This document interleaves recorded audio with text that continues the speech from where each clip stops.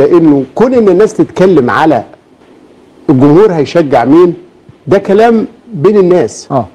المؤسف جدا ان الرياضيين يطلعوا يتكلموا في الكلام ده بجهل شديد. ايوه. ليه؟ مفيش حاجه اسمها بيراميدز ما بيمثلش مصر، بيمثل مصر. والاهلي بيمثل مصر، والزمالك بيمثل مصر، لانه ده مش بمزاجك. الاتحاد الافريقي بياخد في دوري الابطال فرقتين من مصر، وبياخد في الكونفدراليه فرقتين. كل اللي بيتكلموا ولا حد مستوقفه الحكايه دي ليه؟ الاتحاد الافريقي عامل تصنيف، انا اديته للزملاء جوه، يا ريت يكون جاهز. يا ريت لو موجود عندنا يا شباب بعد اذنكم طبعا. تصنيف ل 12 دوله الاولى في بطولات افريقيا اللي بتمثل دولها. مصر والحمد لله في المركز الاول اهي. يا سلام يا سلام. بص، مصر الاول برصيد كام؟ 185 نقطه ونص. المغرب الثاني 137. جنوب افريقيا 131. الجزائر 130. في الاخر هتلاقي نيجيريا. ليبيا في التصنيف. الكلام ده بناء على ايه؟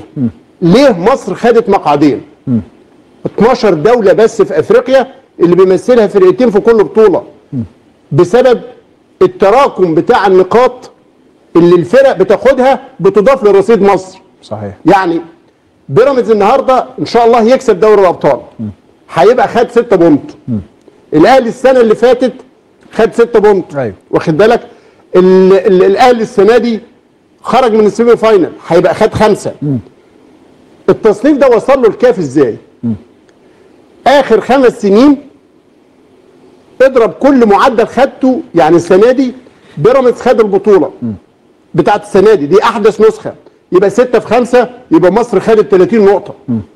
الاهلي السنه اللي فاتت خد البطوله، يبقى السنه دي السته بتاعت الاهلي تتضرب في 4، اللي قبلها تتضرب في 3، اللي قبلها في 2، اللي من 5 سنين تتضرب في 1.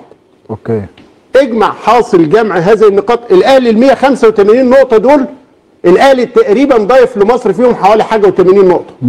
لانه في اخر 5 سنين ضيف دائم على الفاينل، يا بياخدها فبياخد 6 بونت، يا اما بيوصل، يا بياخد 5. السنه دي بيراميدز لما بيلعب فاينل، لو ربنا اراد ان شاء الله وكسب البطوله، خد 6 نقط لمصر، اتضربت في 5 المعدل بتاع السنه دي، باعتبار ان دي احدث، اضاف لمصر 30 نقطه، زي ما الاهلي اضاف 80 نقطه. فيبقى تصنيفك دايما عالي. الزمالك السنه اللي فاتت خد الكونفدراليه، خد 5 نقط.